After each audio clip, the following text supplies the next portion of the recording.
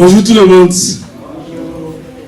Soyez les bienvenus à Oasis, à cette matinée de partage d'expérience, d'échange. Et je crois par la grâce du Seigneur que c'est quelque chose qui démarre ce matin. C'est une semence et puis ça va continuer, ça va porter des fruits et aller plus loin. Et on va commencer ce matin en donnant la première place à celui qui nous réunit ici. Celui qui te donne l'opportunité, toi et moi, d'être là. Ce ne sont pas les FJ, ce n'est pas tonton André ou qui d'autre. Mais la première personne qui nous a donné rendez-vous ensemble, nous croyons, c'est la personne de Jésus. Jésus est mon ami de tous les jours. Jésus est mon ami de tous les jours. Il est mon ami, il est mon ami, il est mon ami, il est mon ami, il est mon ami, il est mon ami, il est mon ami.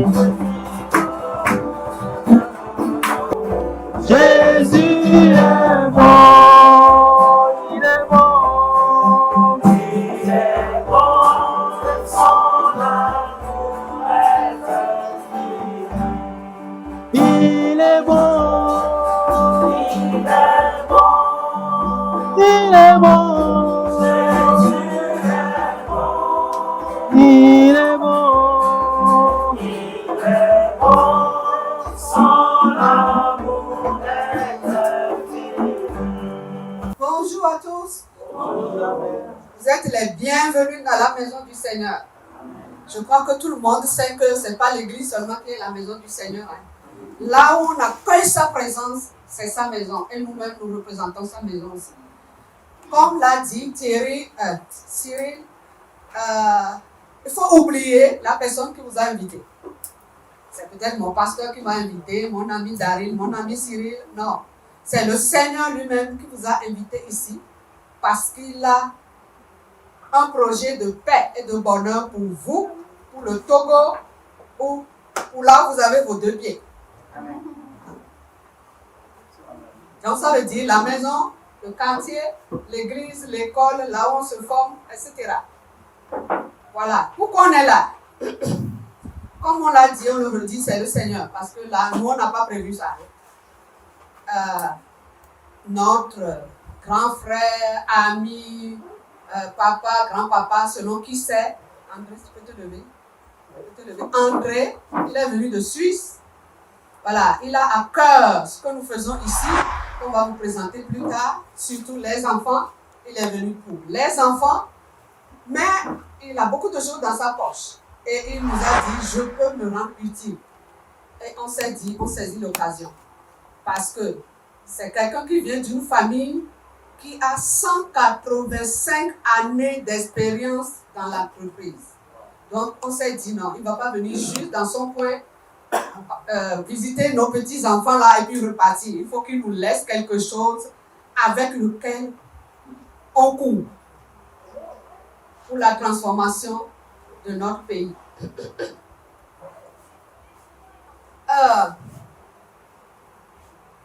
Il fut un temps, il était une fois un monsieur qui s'appelait Jésus, que nous connaissons tous. Et puis, il est né, il était caché, il a commencé son ministère, son entreprise, et puis les gens parlaient de bouche à l'oreille, comme ça s'est passé. On n'a pas montré d'affiches, on n'a pas montré de publicité, on n'a pas parlé à la radio, les gens ont parlé de bouche à oreille et on s'est retrouvés là. C'était ça. Et puis un jour, un certain Philippe rencontre un certain Nathanaël et lui dit, viens.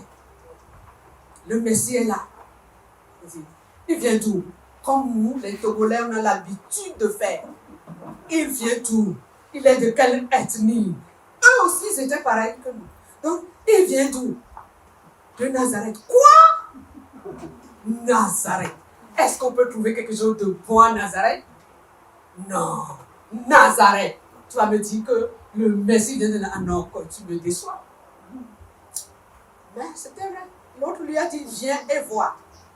Donc moi, ce qui brûle dans mon cœur, c'est que ce petit pays, on dit, il y a Cotel, il y a quoi, telle entreprise, il y a telle chose. Ah, va faire tes commandes là-bas. Non, Togo, petit pays là, est-ce qu'il y a quelque chose de bon? Que vous soyez, nous soyons les personnes comme Jésus, à qui les gens vont dire, viens et vois. Amen. Cyril, j'ai fini. Soyez bénis. Merci beaucoup, Darek. Viens voir. Donc les gens vont venir te voir, me voir notre entreprise, passer des commandes ici. Et ce matin, nous voulons accueillir ces personnes qui sont là. Darren a déjà présenté tonton André. Et puis tonton André qui a son ami de longue date. Et qui est notre ami aussi de longue date. Depuis toutes ces années, il y a Tata Fridoun qui est à côté. C'est une bonne maman. Tata Fridoun, on peut l'accueillir s'il vous plaît. Voilà. Le lieu qu'on est ici, c'est elle qui nous a sauvé ce lieu. Et on est tellement reconnaissant, Seigneur, pour sa vie. Et puis on a deux entreprises qui sont là. Il y a Desk Consulting avec Pasteur. Ça vient beaucoup. Voilà, il fait beaucoup de choses. Il est dans l'orientation professionnelle. Il est dans l'agriculture. Actuellement, si tu cherches de bons œufs bio, actuellement manger du vrai, l'adresse est claire. Donc à la fin, vous me contactez, puis je le contacte. Et puis on a de bons œufs. On a de bons œufs avec tout est bio chez lui.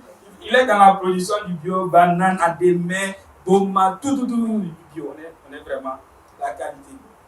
Aussi, on va accueillir tous ceux qui sont là de Cocktail Building. Eux, c'est tout ce qui est construction, c'est leur expertise. Construire, mélanger, sortir quelque chose de beau à la fin. On va accueillir cette équipe, on se lève. Ils sont nombreux. Les gens de Cocktail, on veut vous voir. Cocktail, hein. Cocktail. Ah, pas cocktail. Cocktail. Ah, non. Voilà. Bienvenue. C'est mélangé. C'est un mélange de ça. C'est un mélange. On a tous ceux qui sont aussi dans la décoration de l'être humain et puis dans la décoration de l'espace.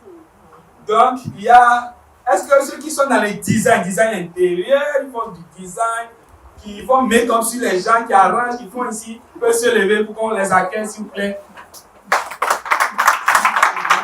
Voilà. Merci beaucoup. Bienvenue. Et puis il y a d'autres aussi qui sont dans l'agriculture, ils font plusieurs choses. On va accueillir les agronomes, les agriculteurs, les cultivateurs professionnels. Voilà, ils ne sont qu'avec à où. Allez, le niveau augmenté. Amen. On va aussi accueillir ceux qui sont dans l'électricité, ils font tout. Panneaux solaires, ils sont dans beaucoup de choses.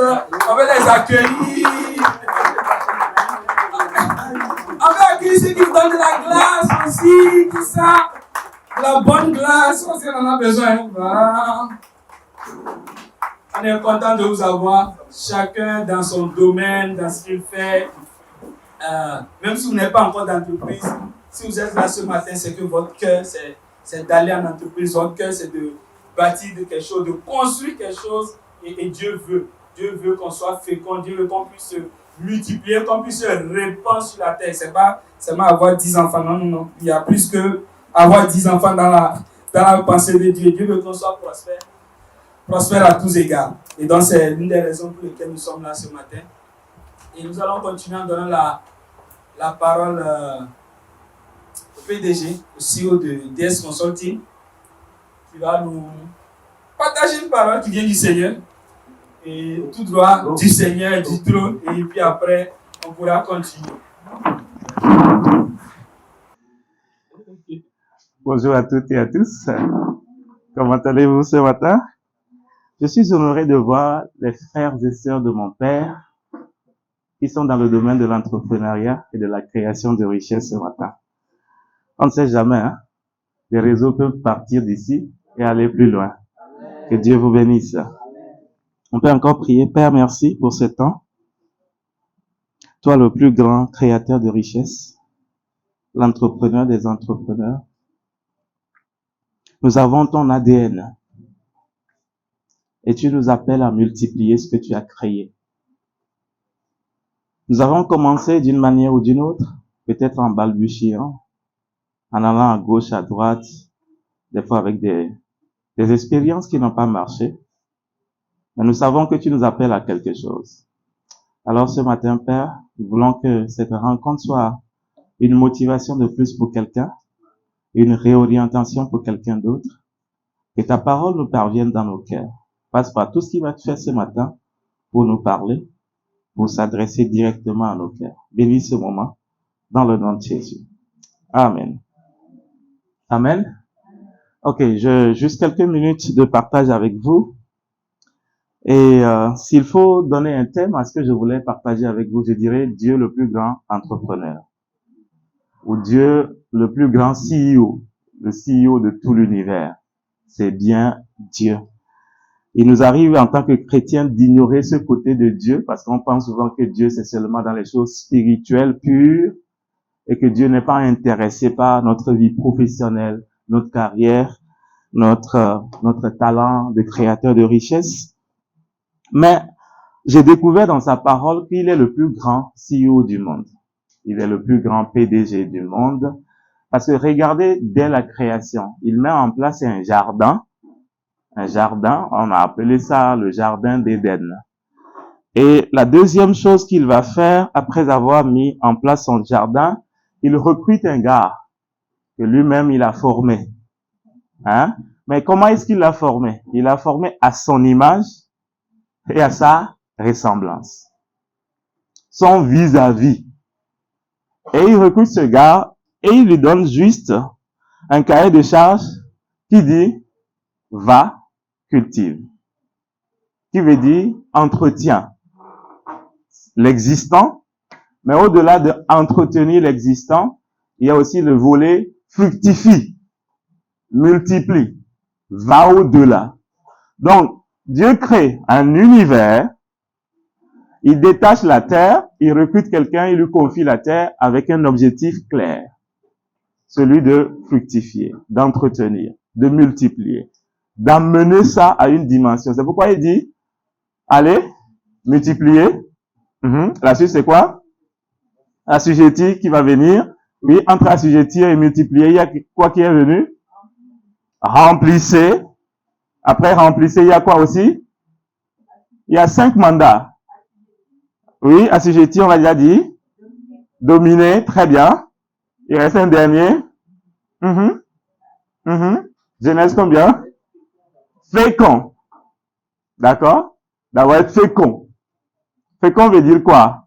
On t'a donné 1, il faut que tu emmènes 1 à 2. Et des papas et des mamans parmi nous, non? Vous avez été fécond. Donc on est parti de 2, on est devenu 3, on est devenu 4, on est devenu 5, ainsi de suite. Donc c'est Dieu qui a donné le mandat de se multiplier.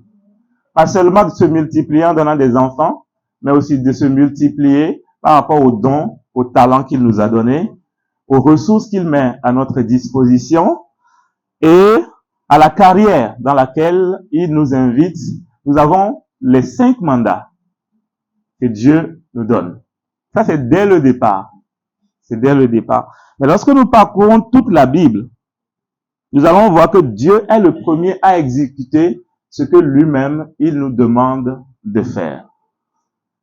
Par exemple, il appelle Abraham, il dit, tu vas te multiplier, tu vas remplir la terre. On ne peut pas compter ta descendance. Et Dieu veut la même chose pour nous. Pas seulement en termes d'enfants, mais les peu de choses que Dieu nous donne, il nous dit, allez-y. Allez-y, fructifiez ça. Entretenez cela. Multipliez cela. Dominez avec cela. Je vais peut-être attirer un peu ton attention sur la domination. Dieu veut que nous dominions. Pas les uns sur les autres, mais dans tout ce que Dieu nous confie, Dieu veut que nous devenions la référence. Quand on cherche quelqu'un dans le domaine, on va dire c'est eux. Si je prends par exemple le Togo, l'automobile, c'est qui domine? Pardon? Vente de voitures. CFAO Motors. CFAO Motors vend une infime quantité de voitures qu'on trouve au Togo. Par an maintenant, on peut trouver combien? 30 000 nouvelles voitures au Togo par an, minimum. Si vous prenez les 30 000 nouvelles voitures vendues au Togo chaque année, qui vend le plus? Les Libanais. Ils dominent dans le domaine. En tant qu'étrangers, ils sont venus dans le domaine et puis ils règnent. Ils sont la référence. Ça veut dire quoi? Dominer, Dieu veut que nous devenions la référence dans ce qu'il nous a confié de faire. Pas seulement le faire et rester dans un coin de la ville, mais Dieu veut que ton affaire grandisse et que tu deviennes une référence dans le domaine. Quand on parle de ça, on sait que c'est toi. Dominer fait appel au sens de créativité, d'innovation et de particularité. On peut trouver beaucoup de personnes qui font la même chose, mais lorsqu'on vient chez toi, il y a une particularité qui fait qu'on vient chez toi.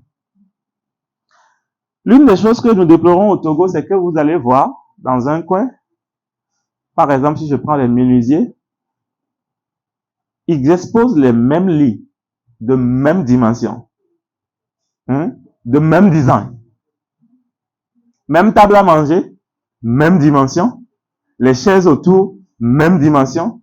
Il n'y a pas de particularité. Mais je me suis posé la question, pourquoi? Pourquoi on doit faire les mêmes tables de la même manière et ensuite venir ensemble les exposer à la queue leu? Si on fait ça, on peut pas dominer. On sera un menuisier noyé dans tous les menuisiers du quartier. Notre produit n'a pas une certaine particularité. Mais qui veut dominer doit pouvoir se singulariser dans ce qu'il fait. Si je prends moi mon exemple par exemple, en allant dans l'agriculture, on s'est posé la question, mais pourquoi nous y allons?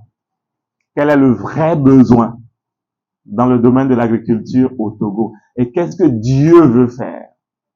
Quel est le son qui sonne dans le cœur de Dieu? Quel est le fardeau de Dieu quand on parle de l'agriculture au Togo? Dieu veut que les gens mangent bien. Dieu veut que dans l'agriculture, que ce ne soit pas seulement la recherche de l'argent qui va nous pousser, par exemple, à utiliser des pesticides qui contribuent à une mauvaise qualité de santé, qui tuent très très lentement, qui tuent l'homme, mais qui tuent aussi le sol, qui tue la nature, qui détruit. C'est comme quelqu'un qui est sur un arbre et lui-même il prend une machette. Tôt ou tard, il tombera. Aujourd'hui, on va parler de finance climat. L'une des thématiques aujourd'hui qui donne beaucoup de fonds en termes de mobilisation dans le monde, c'est quand on parle de climat. Parce que les gens se sont rendus compte qu'on est en train de mourir. Et que dans 50 ans, on ne peut plus vivre ici, sur la Terre. Si rien n'est fait. Et si on continue de la même manière. Donc, on s'est posé la question, qu'est-ce qui intéresse le cœur de Dieu? Et ça nous a amené à définir une certaine particularité. Des gens peuvent faire la même chose, mais comment est-ce que nous allons innover en faisant la même chose? De manière à ce que demain, on devient une référence. Il y a beaucoup de personnes qui font le bio. D'accord? Mais nous avons décidé de ne pas faire le bio de la même manière. Il y a des particularités, il y a de l'innovation que nous y avons apporté. Quelle est mon idée en disant ça? Je veux juste dire à quelqu'un ici ce matin que le domaine dans lequel Dieu veut que tu te développes, Dieu veut te donner une certaine singularité. Et cette singularité, en devenant fidèle dans cette singularité et en développant cette singularité, ça te donnera de dominer dans une certaine sphère. Et qui va faire que quand on parle de telle spécificité, on sait que la référence, c'est bien toi. Dieu ne veut pas que je fasse affaire comme les autres font affaire. Que je capte le cœur de Dieu. L'autre chose que je voulais partager avec vous ce matin, c'est la mentalité de Dieu dans les affaires. Je vais parler de Matthieu 25, 14 à 30. Là, nous trouvons la parabole des talents. La Bible dit que un maître qui voulait voyager très loin pour un long moment appelle ses serviteurs et leur donna chacun des talents. D'accord? 5 pour le premier, le deuxième prend 2, le troisième prend 1. D'accord. J'ai juste essayé de faire un petit calcul de ce que le dernier a reçu. La Bible dit qu'il a reçu un talent, c'est bien ça? D'accord. Je suis remonté au temps biblique pour savoir un talent veut dire combien? Un talent veut dire 6000 drachmes. C'est une unité de mesure dans la Bible. Pour couper court, aujourd'hui, un talent vaut 90 kilos d'or. Si on le convertit à nos jours, un talent vaut 90 kilos d'or.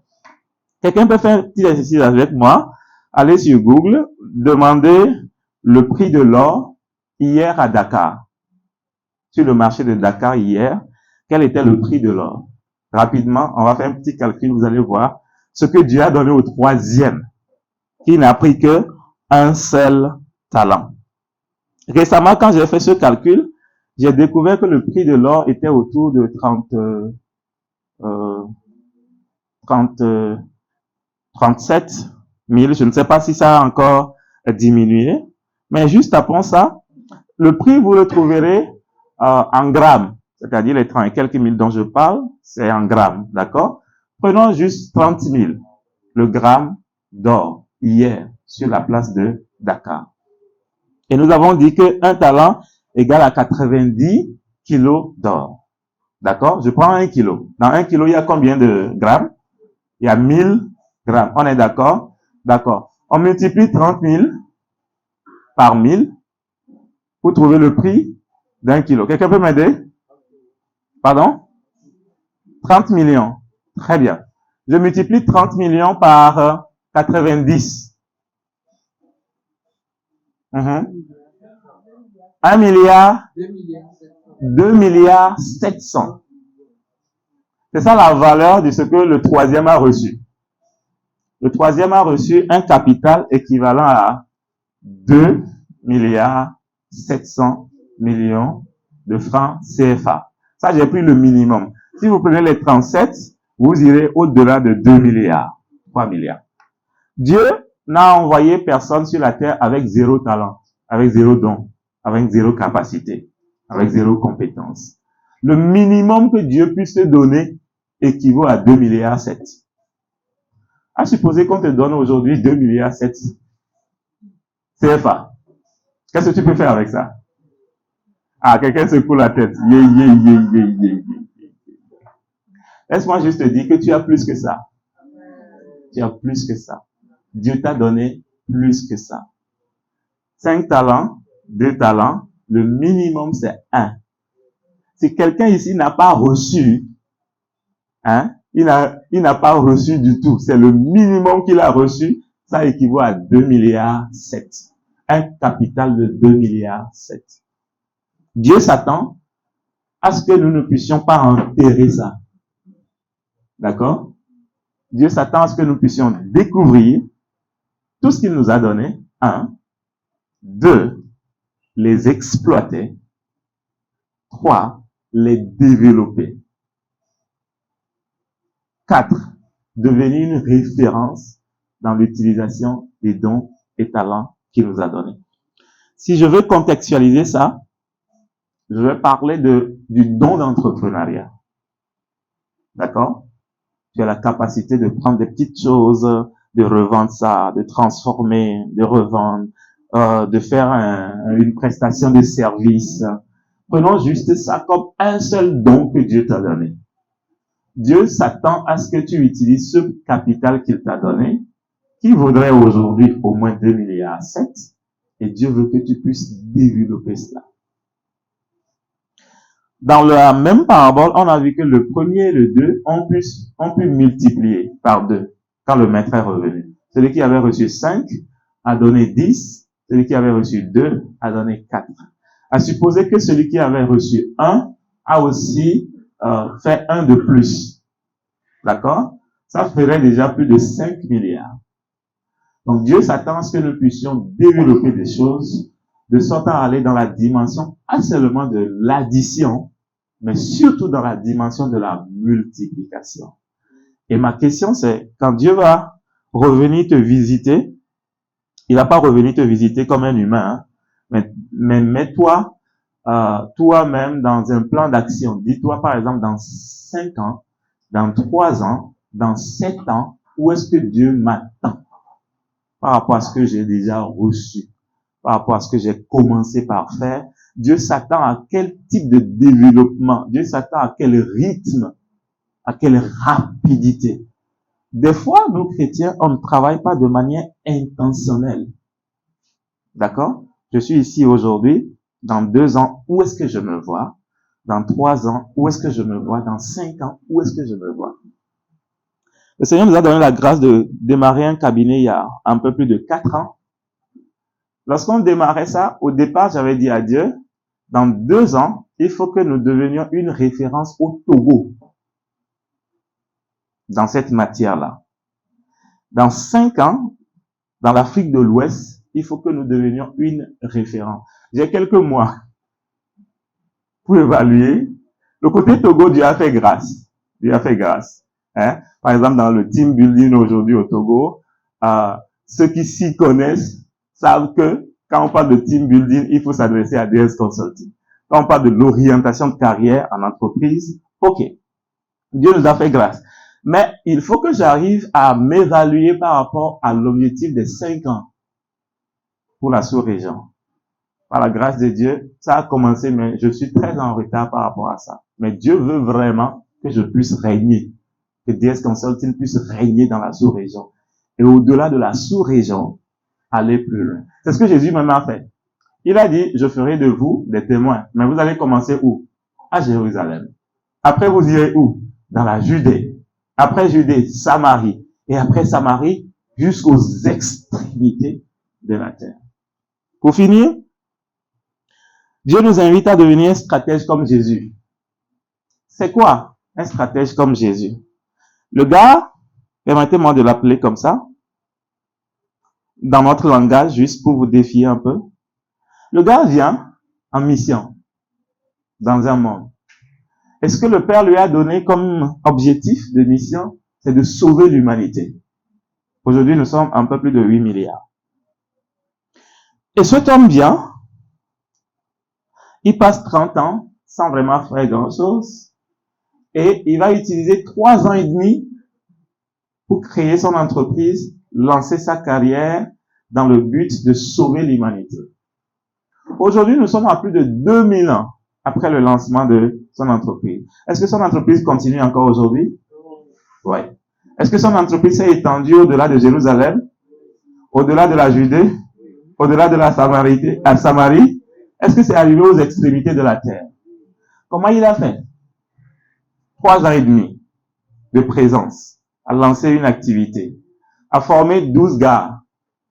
Je ne sais pas comment on va les qualifier, hein, mais les 12 gars là, dans les 3 premières années, si vous et moi, vous étiez recruteurs, et que vous les voyez, vous n'allez pas les recruter.